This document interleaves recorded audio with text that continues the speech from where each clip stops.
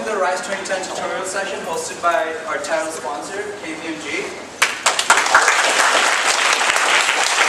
Before I hand it off to Mary, I just wanted to say, today's the last day of registration, right, as you guys know, and we have officially, right now, based on our numbers, more than 150 teams have signed up. So, yeah, it's pretty competitive. And there are about 150 proctors as well interested in volunteering. So it's going to be an amazing event, and that's why KPMG is here to help you on how to write and analyze an accounting case, right? So without further ado, I'll hand it off to Mary.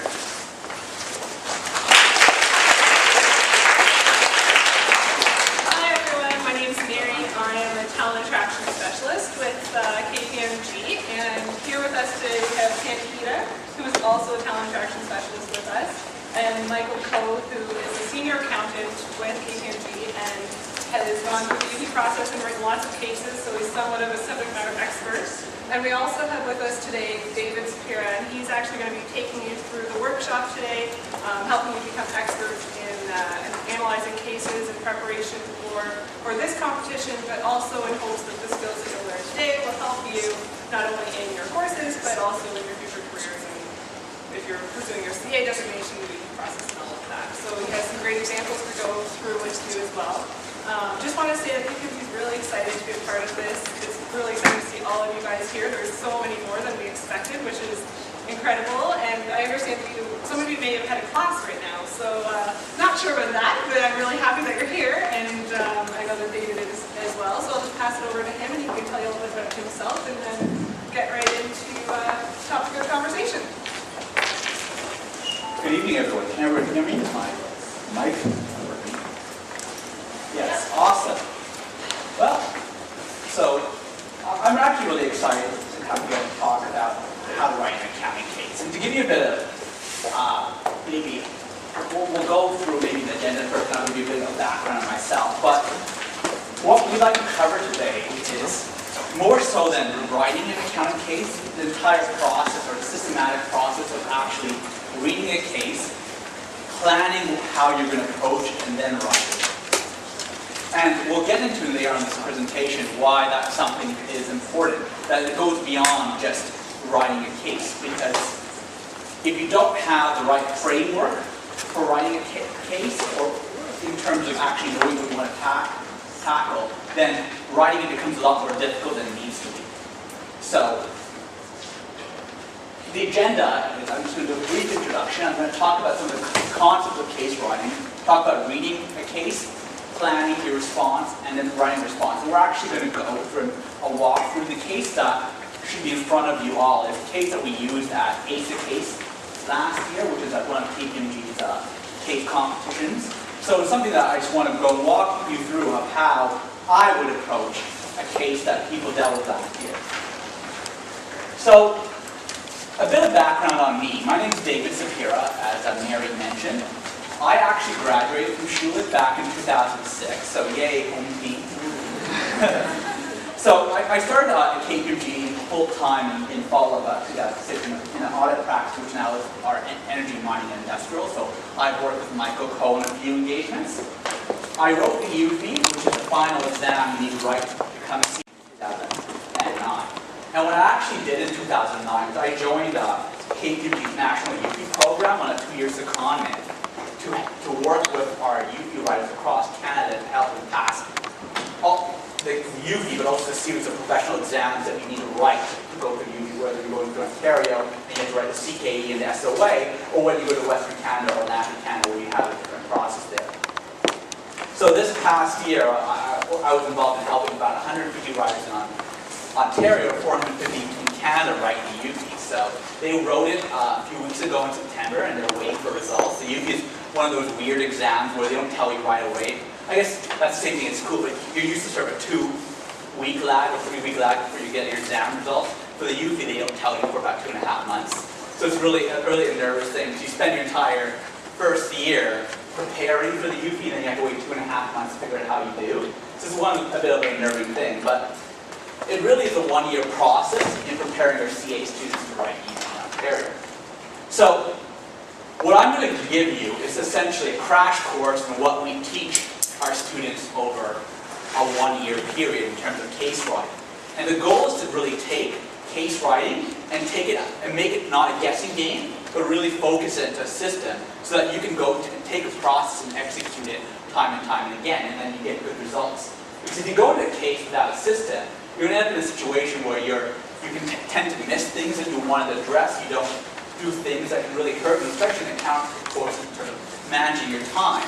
And there's a lot of things that can happen if you don't approach it the right way. And this is one of the things that we use at KPMG to make sure that our writers have the best chance of getting to the UV. So a bit of a background on accounting cases, and I know this is a bit off topic, but I just want to give you an understanding of, for those of you who are going to get your CA designation, what's involved.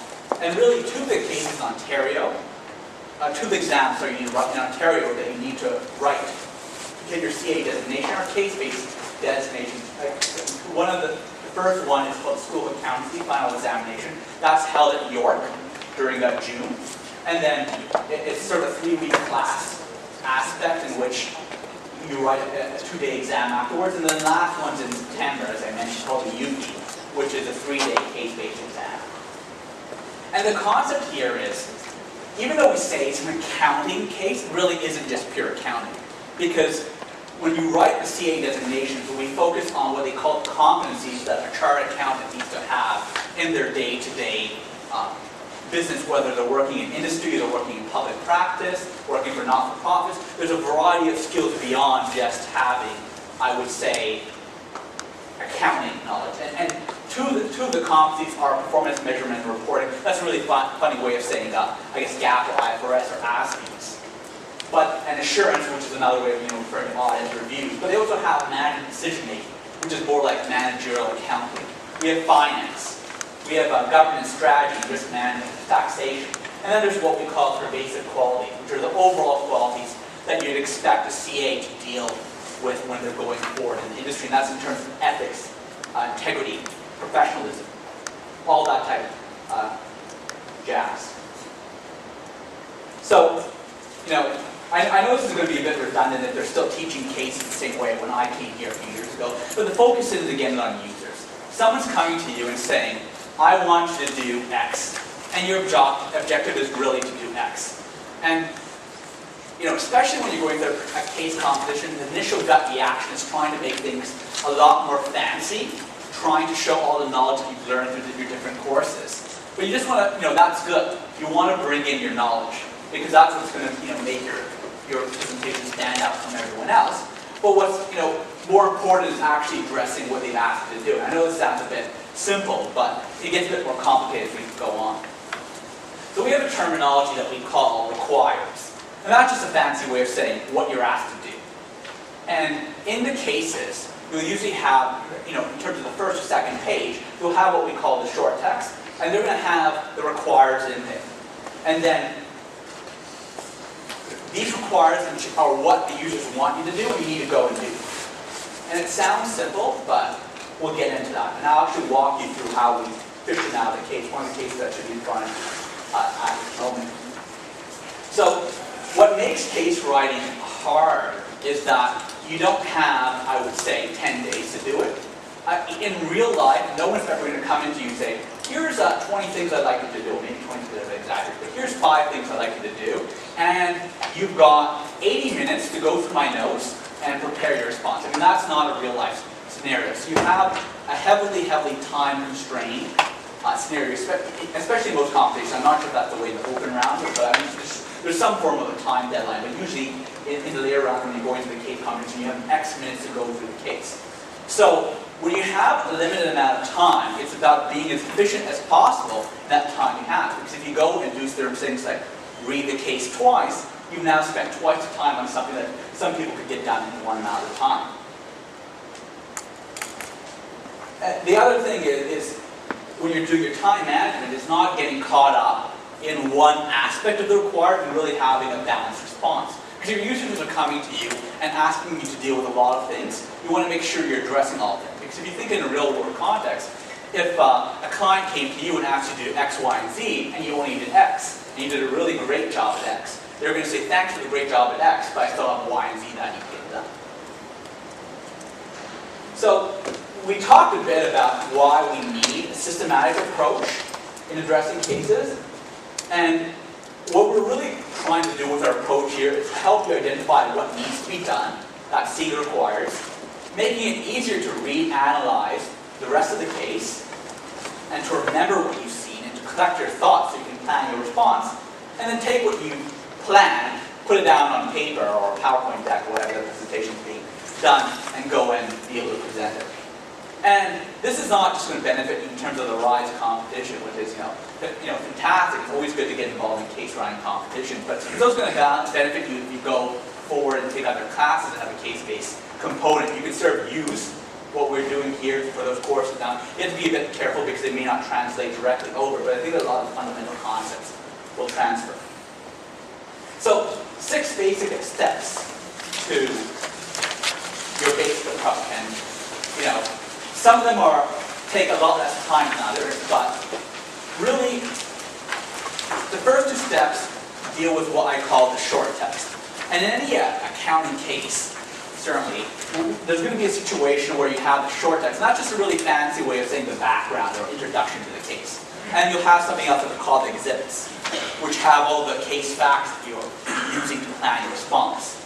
So the first 2 steps deal with getting a good read on the short text. And the reason why that's important is because the requires are typically in those short texts. There might be some situations where they're not, you might be in one of the exhibits, but for the most part, what the users want you to do will be in the introduction to the case.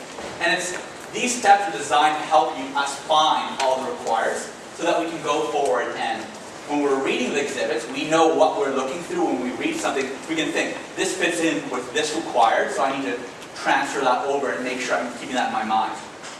So the first step is reading the short text on a high level, looking to understand what your role is. Looking to understand, in a general basis, what you want to accomplish, what the users want you to do. And this is, I wouldn't say it's a detailed, in-depth read, but it's not a skim read either. It's somewhere in between where you're just trying to figure out what's going on. Because the scenarios you're going to be given is going to differ from case to case. And you want to have a good idea in terms of what you want to be doing in terms of scenario. And I can give a bit of an example of what happened on the action of the UV a few years back.